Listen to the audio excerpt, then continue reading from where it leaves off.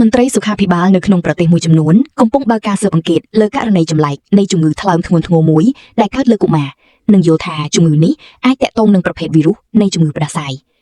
ចក្រភពអង់គ្លេសបាននឹងកំពុងស៊ើបអង្កេតលើករណីចំនួន74ចំពោះកុមារដែលមានជំងឺរលាកថ្លើមនេះបើយោងតាមសេចក្តីថ្លែងការណ៍របស់អង្គការសហប្រជាជាតិករណីស្រដៀងគ្នានេះដែរបានកើតឡើងនៅក្នុងប្រទេសអេស្ប៉ាញនិងប្រទេសអ៊ីឡង់ដែលតម្រូវឲ្យមានការស៊ើបអង្កេតភ្លាមៗគួរបញ្ជាក់ផងដែរថាកុមារដែលឆ្លងជំងឺនេះមិនត្រូវបានរកឃើញថាមានវីរុសធម្មតាដែលកើតលើអ្នកជំងឺរលាកថ្លើមឡើយនេះមានន័យថាមូលហេតុបង្កនៃជំងឺថ្លើមមួយនេះនៅមិនទាន់ដឹងច្បាស់នៅឡើយកុមារមួយចំនួនត្រូវការផ្លាស់ប្ដូរថ្លើមលោក Graham Cook សាស្ត្រាចារ្យផ្នែកជំងឺឆ្លងនៅមហាវិទ្យាល័យ Imperial College London បានឲ្យដឹងថាជំងឺរលាកថ្លើមកម្រិតស្រាលកើតឡើងជាទូទៅចំពោះកុមារប៉ុន្តែអ្វីដែលលោកបានឃើញនៅពេលនេះគឺមានភាពខុសគ្នា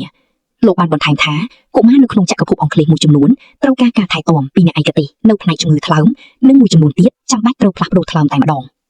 Home